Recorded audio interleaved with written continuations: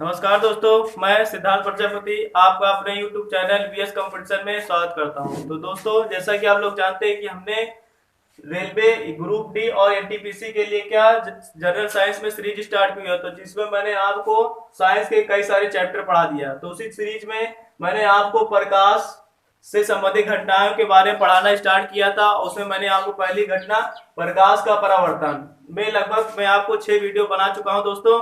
और इस प्रकाश के परावर्तन संबंधित मैंने जो रेलवे कॉम्पिटिटिव एग्जाम में जितने भी क्वेश्चन पूछे गए हैं, इसके मैंने पार्ट 1 एमसीक्यू के रूप में आपको कराया। तो दोस्तों, इसी सीरीज को जारी रखते हुए मैं आज पार्ट 2 लेकर आया हूं, तो जिसमें मैं आपको जो रेलवे में पूछे गए क्वेश्चन है और आने भविष्य में भी आने की उनकी संभावना है, तो उन्हीं क्वेश्चन को लेकर आया हूं। तो दोस्तों, आप लोग क्या करिएगा, मेरे साथ क्या क्वेश्चन को सॉल्व करते जाइएगा। सभी क्वेश्चन क्या होंगे, ऑब्जेक्टिव टाइप होंगे, इसमें कुछ न्यूमेरिकल भी होंगे दोस्तों।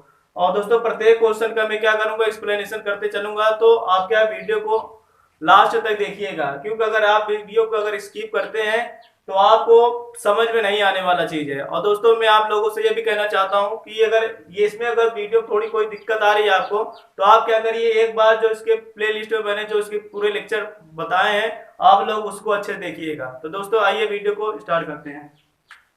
तो दोस्तों, आपको क्वेश्चन क्या स्क्रीन पे स्लाइड होता रहेगा, तो चलिए पढ़ते हैं। पहला क्वेश्चन दिया है, यदि आप एक दर्पण में देखते हैं और पाते हैं कि आपकी छवि आपसे छोटा है, तो दर्पण का प्रकार होगा। तो मतलब इसमें दर्पण के बारे में पूछ रहा है कि वह कौन सा दर्पण होगा जिसमें हमेशा जो प्रतिबिंब बनता है हमको छोटा प्रतिबिंब देगा। तो ऑप्शन दिया, अवतल दर्पण, उत्तल दर्पण, समतल दर्पण और इनमें से कोई नहीं। तो दोस्तों, इसका जो ऑप्शन होगा उत्तल दर्पण। तो उत्तल दर्पण के बारे में हम जानते हैं दोस्तों, वस्तु की चाहे जो स्थिति होगी, आप पढ़ेंगे जब प्रतिबिंब का बनना, तो वस्तुओं की 6 कंडीशन होती है कि अनंत पे रख दिया जाए, अनंत व वक्रता केंद्र के बीच रख दिया जाए, और या वक्रता केंद्र पे रख दें। उसके बाद क्या फोकस तथा वक्रता केंद्र के बीच में वस्तु रख दी जाए। फिर 5वां पूछेगा, मुख्य फोकस पे रख दिया जाए, या ध्रुव और मुख्य फोकस के बीच रख दिया जाए। ये 6 कंडीशन में हमको प्रतिबिंब से बनने से संबंधित प्रश्न पूछे जाते हैं। तो दोस्तों, आप उत्तल दर्पण के लिए चाहे जो भी कंडीशन होगी 6 में से, हमेशा उसमें छोटा प्रतिबिंब बनेगा और आकार और आभासी और सीधा प्रतिबिंब बनेगा। तो दोस्तों, इसमें कहा गया है कि छोटा प्रतिबिंब बनेगा, तो ऑप्शन नंबर हमारा देखा जाएगा तो बी सही है कि उत्तल दर्पण ऐसा दर्पण होता है जिसमें सदैव वस्तु से छोटा प्रतिबिंब बनता है। आइए अब दूसरा क्वेश्चन देखते हैं दोस्तों। तो गोली दर्पण की अवधारणा क्या है। तो गोली दर्पण के कहने का मतलब अवधारणा की ये कौन सी घटना के बारे में डिस्कस करता है। तो गोली दर्पण या समतल दर्पण होगा, तो हमारी ये जो परावर्तन की घटना होती है, ये गोली दर्पण या समतल दर्पणों पे ही लागू होती है। तो ऑप्शन नंबर इसका डी बिल्कुल सही है। आइए दोस्तों, क्वेश्चन 3 देखते हैं। क्या एक गोली दर्पण के परावर्ती पृष्ठ के मध्य एक बिंदु होता है जिसे कहते हैं। ऑप्शन दिया, ध्रुव, द्वारक, त्रिज्या, फोकस। तो दोस्तों, ये मैंने आपको इसका एक लेक्चर बनाया कि दर्पणों से संबंधित परिभाषा। तो देखिएगा, आप डायरेक्ट परिभाषा से भी क्वेश्चन पूछे जाते हैं। तो कोई भी दर्पण बना लेते हैं दोस्तों, और दर्पण को बनाने के लिए हम क्या करते हैं, उसमें कलाई करते हैं। यदि कलाई बाहर की ओर होगी तो हमारा क्या होगा, अवतल दर्पण। और यदि कलाई क्या होगी दोस्तों अंदर की ओर, तो हमारा कौन सा दर्पण होगा, वो उत्तल दर्पण।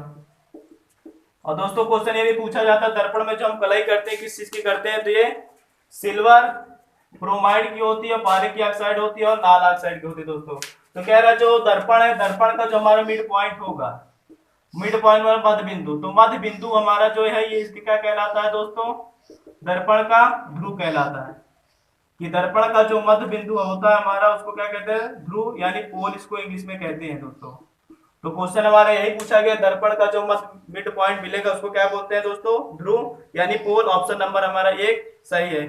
तो आइए नेक्स्ट क्वेश्चन देखते हैं। दिया, वाहनों में अपनी व्यापक दृष्टि क्षेत्र के लिए कौन सा दर्पण पीछे के रूप में प्रयोग किया जाता है। कहने का मतलब है जो वाहन के साइड मिरर होते हैं, तो उसमें कौन सा मिरर प्रयोग किया जाता है कि पीछे का दृश्य हम देख सके। तो उसमें देखा जाए दोस्तों, साइड मिरर में हम किसका यूज करते हैं, उत्तल दर्पण का। ऑप्शन नंबर ए हमारा सही है। नेक्स्ट क्वेश्चन देखते हैं।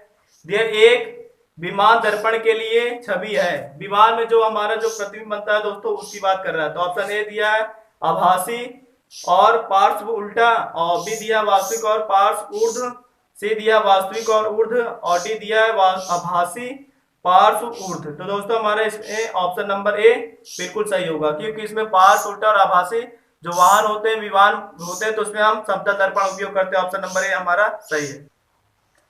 तो आइए दोस्तों क्वेश्चन नंबर 6 पढ़ते हैं। दिया है यदि किसी दर्पण की फोकस लंबाई +15 सेंटीमीटर है तो इसका मतलब पूछ रहा है कौन सा दर्पण होगा। तो दोस्तों दिया ऑप्शन समतल दर्पण, अवतल दर्पण, उत्तल दर्पण और डबल लेंस। तो दोस्तों आपको इसमें चिन्ह परिपाटी भी मैंने बता दिया। दिया +15 सेंटीमीटर दे देगा या -15 सेंटीमीटर। चिन्ह परिपाटी में देखा जाए तो हमको दो साइन मिलेंगे, एक प्लस का मिलेगा, एक माइनस का। तो प्लस वाला जो साइन यूज करते हैं दोस्तों हमेशा किस दर्पण के लिए होगा, उत्तल दर्पण के लिए। और जो माइनस वाला साइन होता है दोस्तों हमारे किस दर्पण के लिए होगा, अवतल। तो दोस्तों फोकस दूरी कह रहे हैं ना, तो अगर कह दिया जाए उत्तल दर्पण की फोकस कैसी होती है दोस्तों, धनात्मक, अवतल दर्पण की फोकस दूरी पूछेगा तो ऋणात्मक। तो कह रहा है कौन सा दर्पण होगा, तो फोकस दूरी दी है प्लस में, तो प्लस के लिए हमने क्या बताया, कौन सा दर्पण होना चाहिए, उत्तल दर्पण। तो ऑप्शन नंबर हमारा क्या है, सी बिल्कुल सही है। आइए नेक्स्ट क्वेश्चन देखते हैं। दिया है किसी वस्तु को मुख्य फोकस पर रखने पर अभिसारी दर्पण द्वारा प्रतिबिंब निर्मित प्रतिबिंब का आकार होता है। तो दोस्तों इसमें कह रहा है अभिसारी, तो पहले समझते हैं अभिसारी दर्पण किसे कहते हैं। तो अभिसारी दर्पण किसको कहते हैं दोस्तों,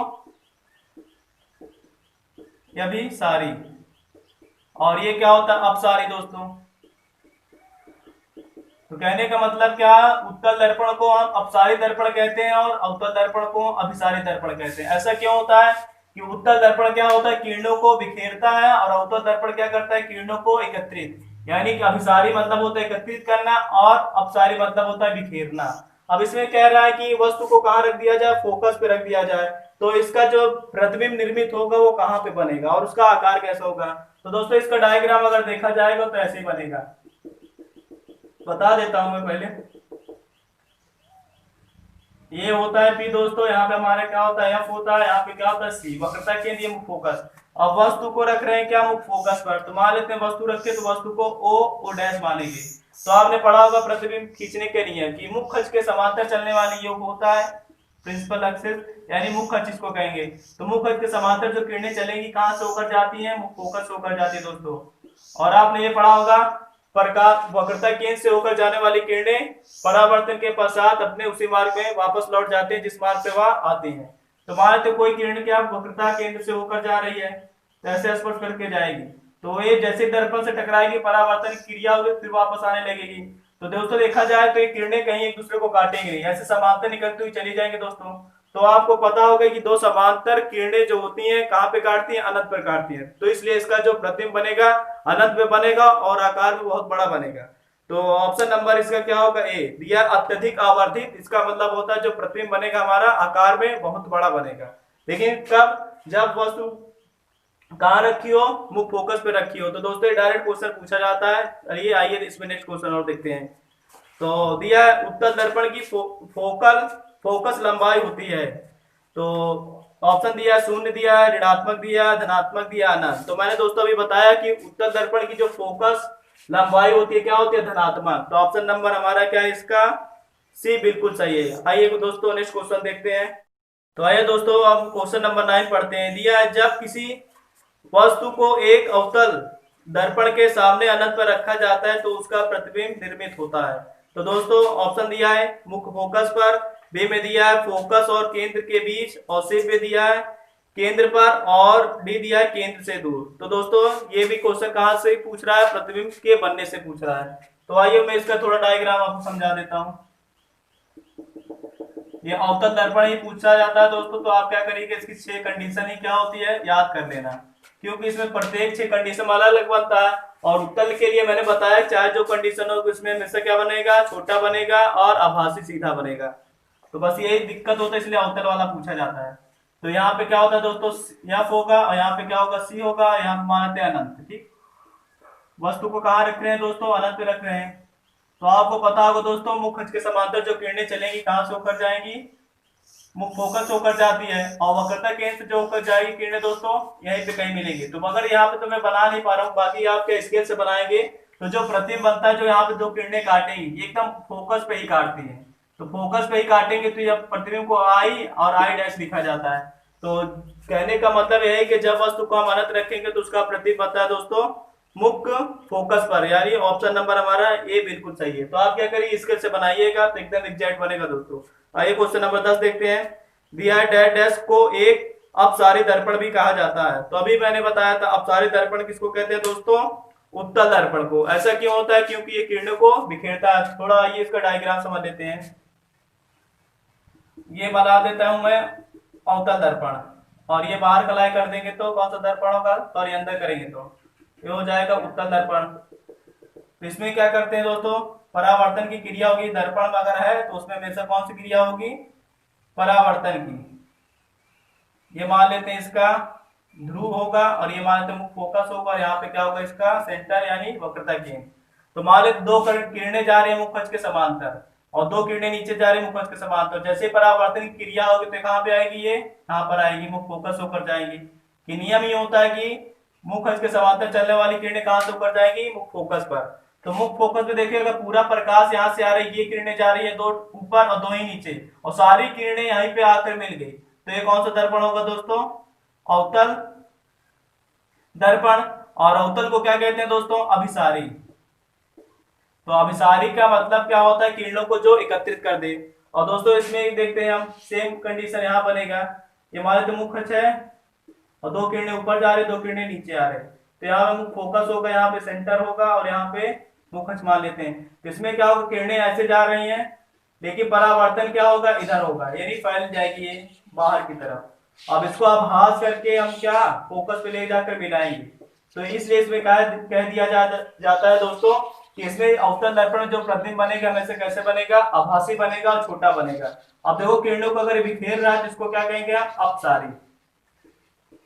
अपसारी दर्पण का मतलब होता है किरणों को बिखेरना, और अपसारी का मतलब होता है किरणों को एकत्रित करना।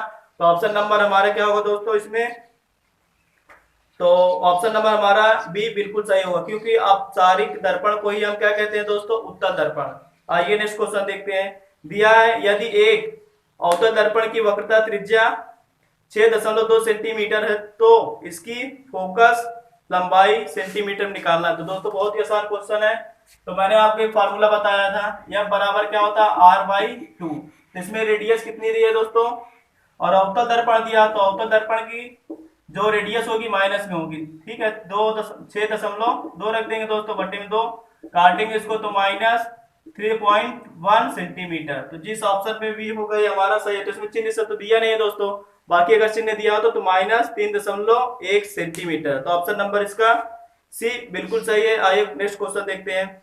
दिया दंत चिकित्सक अवतल दर्पण का उपयोग करते हैं क्योंकि इस पर निर्मित प्रतिबिंब होता है। ऑप्शन दिया है वास्तविक और बड़ा, और बी में दिया आभासी लेकिन धुंधला, सी दिया वास्तविक लेकिन उल्टा, और डी दिया है आभासी और बड़ा। तो दोस्तों आइए मैं इसमें आपको समझा देता हूँ कौन से दर्पण का प्रयोग कहाँ किया जाता है, ताकि आपको दिक्कत ना हो समझने में।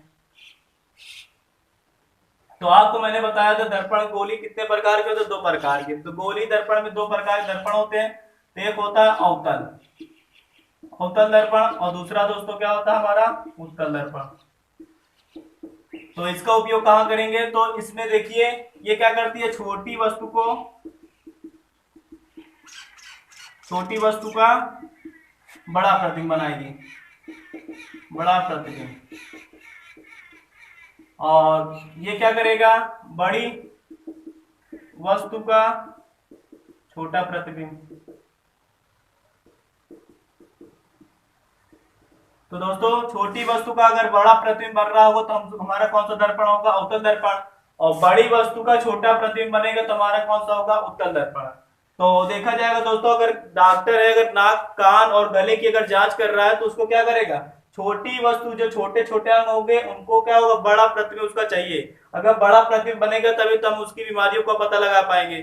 तो दोस्तों कि बस आप ध्यान देना, छोटी वस्तु का बड़ा प्रतिबिंब देखना चाहते हैं तो अवतल दर्पण का उपयोग करेंगे, और बड़ी वस्तु का छोटा प्रतिबिंब देखना चाहते हैं तो हम उत्तल। अब देखिए ये आता है साइड मिरर, एक इसमें पूछा जाता है। तो साइड मिरर क्यों देखने को सकता है, क्योंकि जो पीछे जो वाहन आ रहे होते हैं अगर उसका बड़ा इमेज मिलेगा तो हमको क्या होगा, अंदाजा नहीं मिल पाएगा, तो हमको क्या होगा, वो वाहन चलाने में दिक्कत। लेकिन छोटा प्रतिबिंब बनेगा तो यानी क्या होगा, अच्छे से समझ पाएंगे उसको। इसलिए जो साइड मिरर में होता है उत्तल दर्पण का प्रयोग करते हैं। और जो डॉक्टर होते हैं नाक कान और गले वाले, तो क्या करते हैं अवतल दर्पण, यानी छोटी की इमेज को बड़ा इमेज बना देगा और ये क्या करेगा बड़ी इमेज को छोटा। तो दोस्तों आप अगर लॉजिक पकड़ेंगे, बस आपको यही रखना है, छोटा का बड़ा देखना है तो अवतल और बड़े का छोटा देखना है तो उत्तर। तो आपको क्या होगा ऑप्शन में कंफ्यूजन नहीं होगा। तो दोस्तों देखा जाएगा कौन सा इसमें ऑप्शन सही होता है। तो इसमें क्या होगा दोस्तों कि बड़ा, कि हमको दंत वाला चिकित्सक पूछ रहा है तो डॉक्टर कह रहा है दोस्तों तो हमको क्या चाहिए बड़ा प्रतिबिंब, बड़ा होगा तभी तो हम चेक कर पाएंगे। तो देखिए बड़ा ऑप्शन किसमें है, तो ऑप्शन ए में दिया है और सी में दिया है दोस्तों, डी में दिया है। तो बी और सी ऑप्शन तुम्हारे ऐसे नहीं हो सकते। अब देखना है वास्तविक हुआ बड़ा, भाषी हुआ बड़ा। तो दोस्तों ये जो उत्तर इसका होगा हमारा ऑप्शन नंबर डी। तो बड़ा प्रतिबिंब बन रहा है और आभासी बन रहा है, तो वो एक कंडीशन क्या होती है दोस्तों अवतल दर्पण की होती है। और छोटा बन रहा है भाषी बन रहा है तो क्या होता है उत्तल दर्पण के लिए होता है। इसमें कह दिया अवतल दर्पण पहले से, तो आभासी और बड़ा यानी ऑप्शन नंबर डी बिल्कुल सही है। आइए अब नेक्स्ट क्वेश्चन देखते हैं।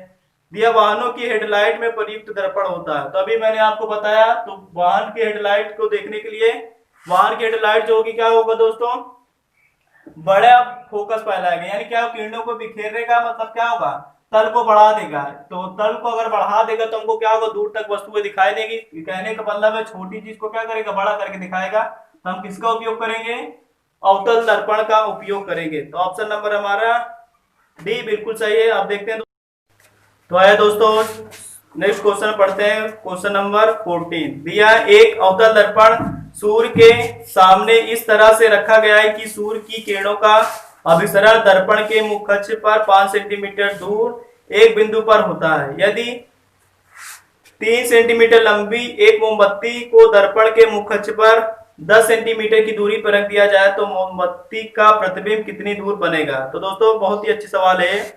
अब देखो समझना है किरणों का अभिसरण, तो अभिसरण या अभिसारित शब्द आएगा तो दोस्तों समझना है फोकस दूरी के ही बारे में बताएगा कि फोकस दूरी का ही काम होता है। फोकस मतलब क्या प्रकाश किरणों को एकत्रित करना या बिखेरना। तो दोस्तों जो 5 सेंटीमीटर होगा ये अवतल दर्पण की बात कर रहा है, तो अवतल दर्पण की जो फोकस दूरी ऋणात्मक लिख देंगे या बराबर -5 सेंटीमीटर। और 3 सेंटीमीटर लंबी तो वस्तु की लंबाई को हम ओ से लिखते हैं, मान लेते हैं 3 सेंटीमीटर।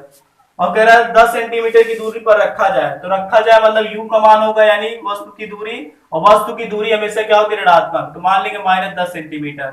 और दोस्तों कह रहा है इसमें प्रतिबिंब कितनी दूरी बनेगा, तो प्रतिबिंब की दूरी को लिखते हैं v से, तो v बराबर क्या करते हैं क्वेश्चन मार्क, तो 1/f और 1/v प्लस क्या करेंगे 1/u। ये दर्पण के लिए फार्मूला होता है हमारा।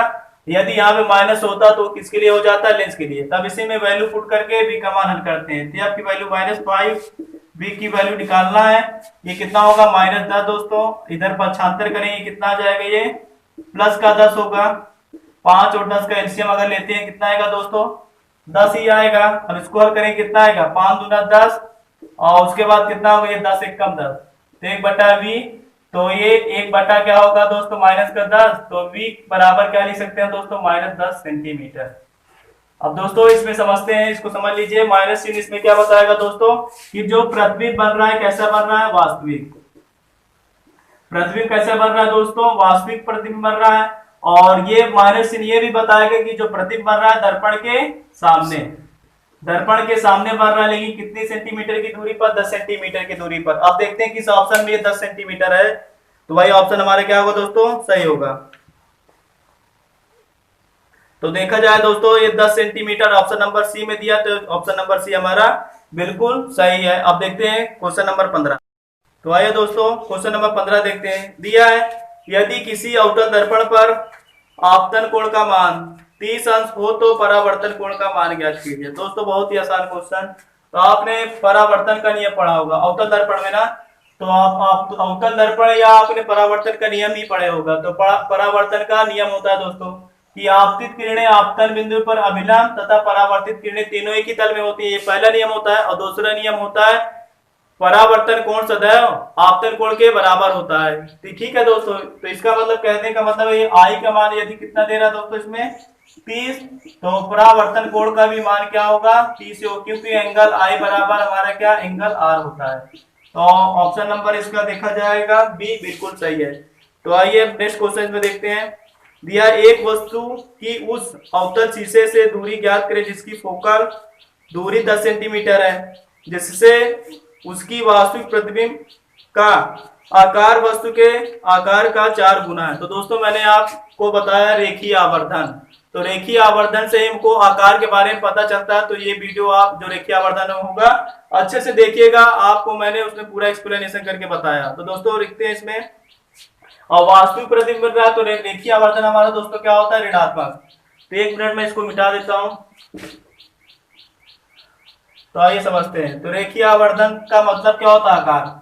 और कह रहा है वास्तविक के लिए रेखीय आवर्धन हमारा क्या होता है दोस्तों, माइनस। तो कह रहा है 4 गुना, तो रखेंगे -4, और इसका मात्रक होता नहीं है दोस्तों। तो पहले लगा देंगे हम बराबर -b/u। तो इसका वैल्यू रखेंगे -4 और ये -b बटे में u का हल कर देंगे। तो b का मान यहाँ निकालेंगे, कितना आ जाएगा दोस्तों, 4u।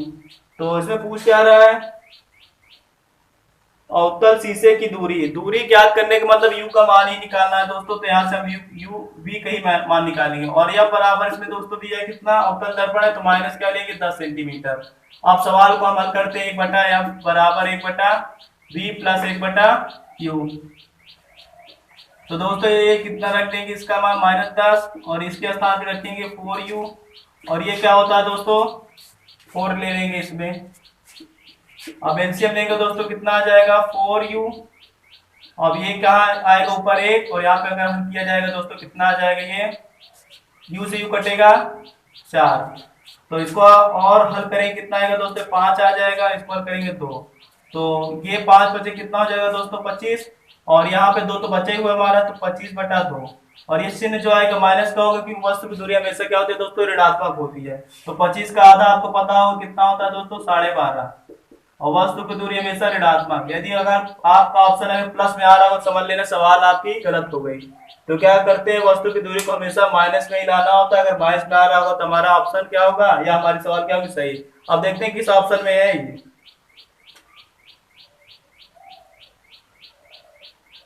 तो देखा जाए दोस्तों, ये ऑप्शन नंबर डी में दे रहा है। तो ऑप्शन नंबर डी हमारा क्या है, बिल्कुल सही है। आप देखते हैं आज का ये हमारा क्या होगा दोस्तों, लास्ट क्वेश्चन। 1.2 सेंटीमीटर ऊंचाई की एक वस्तु दर्पण से 60 सेंटीमीटर की दूरी पर वास्तविक प्रतिबिंब पाने के लिए 20 सेंटीमीटर फोकसीकरण के एक अवतल दर्पण से 30 सेंटीमीटर पहले रखी हुई है। प्राप्त प्रतिबिंब की ऊंचाई क्या है। यानी कहने का मतलब इसमें प्रतिबिंब की लंबाई पूछ रहा है दोस्तों। तो पहले जो दिया रहता है हम उसको लिखेंगे। कह रहा है 1.2 सेंटीमीटर ऊंचाई की दर्पण, ठीक है। तो यार दर्पण दिया तो वस्तु की लंबाई दिया, कह रहा है 1.2 सेंटीमीटर। अब 60 सेंटीमीटर की दूरी पर वास्तविक प्रतिबिंब पाने के लिए, तो प्रतिबिंब पाने के लिए कहने का मतलब ये प्रतिबिंब की दूरी दिया है दोस्तों -60 सेंटीमीटर। अब कह रहा है 20 सेंटीमीटर फोकसीकरण फोकस आ जाएगा, तो आपका मान कितना लिखेंगे, -20 सेंटीमीटर। अब दोस्तों एक अवतल दर्पण से 3 सेंटीमीटर पहले रखी हुई है, तो कहने का मतलब ये होगा u का मान दोस्तों हमारा दिया 30 सेंटीमीटर। वस्तु की दूरी हमेशा माइनस में लेते हैं। तो कह रहा है प्रतिबिंब की ऊंचाई, तो I की वैल्यू हमको निकालनी है। तो मैंने रेखीय आवर्धन के बारे में पढ़ा है। तो क्या होता है, प्रतिबिंब की लंबाई बटा वस्तु की लंबाई को रेखीय आवर्धन कहते हैं। और ये चीज किसके बराबर होती है, -b बटे में u, यानी प्रतिबिंब की दूरी बटे में वस्तु की दूरी। आइए अब वैल्यू को पुट करके हल करते हैं। और दोस्तों कैसा प्रतिबिंब बन रहा है इसमें,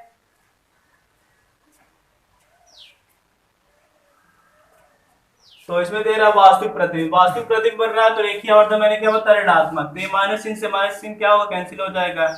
अब वो का मान कितना दिया है दोस्तों, ये प्रतिबिंब की लंबाई होगा तो कितना दिया, 1.2, और ये प्रतिबिंब की दूरी, तो प्रतिबिंब की दूरी -60, वस्तु की दूरी -30। तो माइनस से माइनस काट देंगे दोस्तों, इसको काटेंगे कितनी बार जाएगा, 2 बार।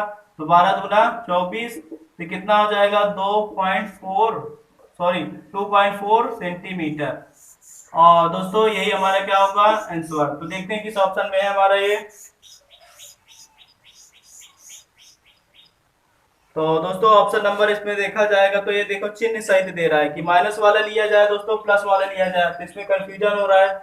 तो अब एक चीज और करते हैं, थोड़ा इसको समझिए दोस्तों कौन सा हमारा सही होगा। तो मैंने आपको चिन्ह परिपाटी में पढ़ाया था, मुख कक्ष के ऊपर की लंबाई और मुख कक्ष के नीचे की लंबाई है। तो मुख कक्ष के ऊपर की लंबाई क्या होती है, धनात्मक होती है दोस्तों, और मुख कक्ष के नीचे की लंबाई क्या होगी, ऋणात्मक। तो पृथ्वी हमेशा नीचे बनेगा, वस्तु हमेशा कहाँ रखी जाएगी, ऊपर। तब इसमें चिन्ह देखना है दोस्तों, ये तो हमारा सही है कि पृथ्वी वास्तविक बना तो माइनस हो जाएगा और वस्तु तो माइनस होता ही। अब इसमें देखना है तो पृथ्वी नीचे बन रहा है तो इसके लिए माइनस लेंगे और वस्तु ऊपर रखी जाती है तो प्लस रखा जाएगा। तो दोस्तों ये वाला माइनस अगर बचेगा तो यहाँ पे अगर गुणा कर देंगे तो यहाँ पे माइनस आ जाएगा। तो दोस्तों देखा जाए दोस्तों इसमें बहुत क्या बारीकी है क्वेश्चन में कि आप अगर क्या सही से इसको नहीं हल किए या आपको रेखीय आवर्धन या चिन्ह परिपाटी के बारे में नहीं पता तो ये क्वेश्चन आपके निश्चित तौर पर गलत करके चले आएंगे। तो दोस्तों देखा जाए माइनस वाला जिस ऑप्शन में वही हमारा ऑप्शन क्या सही है, तो आई की जो वैल्यू हो जाएगी माइनस 2.4 सेंटीमीटर। तो दोस्तों ये हमारे प्रकाश से संबंधित जितने भी क्वेश्चन पूछे गए एग्जाम में और जो पूछे जा सकने वाले थे, मैंने आपको इसका पार्ट 1 और पार्ट 2 के आज समाप्त होता है दोस्तों। और इसके नेक्स्ट लेक्चर में हम आप स्टार्ट करेंगे प्रकाश की दूसरी घटना। तो दूसरी घटना में हम क्या पढ़ेंगे, प्रकाश का अपवर्तन। तो दोस्तों प्रकाश के अपवर्तन को पढ़ने से पहले आप क्या करिएगा, प्रकाश के परावर्तन की जितने भी मैंने लेक्चर बताए आप उसको अच्छे देखिए, क्योंकि जो अपवर्तन होता है परावर्तन का अपोजिट होता है कि या अगर उसको सीखे तो इसको सीखने में आपको ज्यादा देरी नहीं लगेगी। तो दोस्तों आपसे मैं बस ये कहना चाहता हूं कि जो लोग इस चैनल पे क्या होंगे दोस्तों नए होंगे, चैनल को सब्सक्राइब करके बेल आइकन को प्रेस कर दें ताकि इस तरह साइंस की वीडियो आप तक क्या पहुंच सके सबसे पहले। तो दोस्तों तब तक के लिए चैनल पे बने रहिए, धन्यवाद।